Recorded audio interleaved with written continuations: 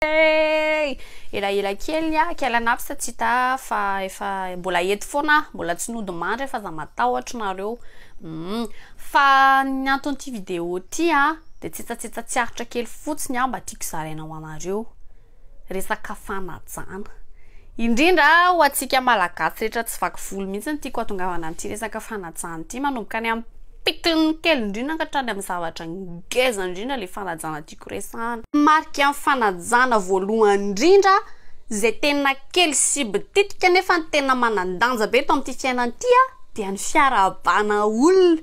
Antsika malagasy moa izy de ry manahoana, ry mbola tsara, ry salama, ry akory aby, ry akory rikahe sy ny maro hafa tsy voatanisako. De eo koa moa zany ho an'ireo zay tsy manavanana anazy ny teny malagasy fa ny teny vahiny teny de maro isafidianana koa ny fomba fiarabana vahiny. Eo ry bonjour, ry guten morgen, ry good morning, ry konnichiwa, ry buongiorno sy ry buenos dias, ry maro hafa koa. Afaka iarabana olona daholo zany rehefa resaka amin'ny olona ianao. Ka de ialako tsy ny tompoko fa ny bjru, ny sultu, ny slu, ny mnuhunu, ny sulmu, sy ny blutsuru. Dia tsy azoko ny dikany hoe inona ny tianareo atongavana amin'le izy. Satria tompoko amin'izao taona 2024 zao de tsy misy intsony ny soratra fetra rehefa manoratra afatra ianao, na ny ataontsika hoe limite de caractère. Afa ny tamin'ny taloha hoe tsy mahazo mihoatra ny 100 soratra ianao rehefa mandefa someso tamin'izany.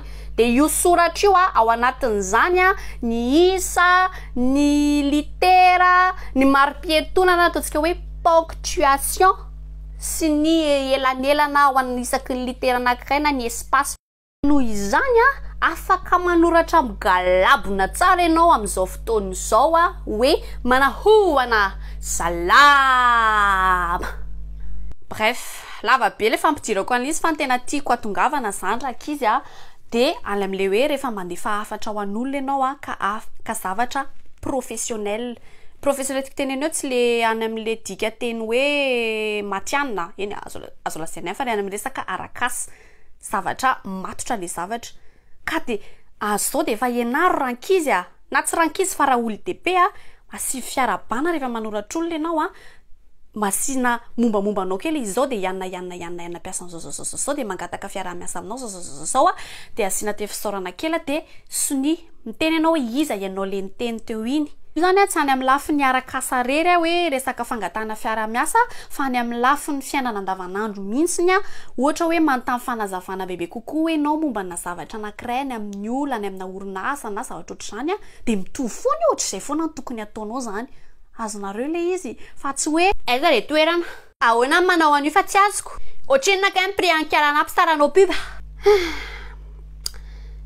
Tsy hoe kory hoe tonga lafatra sao de avy indray ry tonga lafatra mianakavy sy ry tanakavanan'ny tompo de ilaza indray ry kiaranapy sa koa de miseho inona ery, miseho mahay be, miseho tonga lafatra eto amin'ity fiainana ty ka miseho mananatranatra ny amin'ny zavatra tokony ataonay. Tsy zany mihitsy le izy, tsy hoe zany tonga lavatra fa mba manipinipy teny eny fotsiny atsipony teny ampony malala zay mandray azy tsara tsy mandray azy tsy maninona mihitsy fa mbo zay fotsiny mbo afatra tiako ampitaina de zay de aparipary tao any de orika mamy daholo de tiako be daholo nareo tadidio foana zany.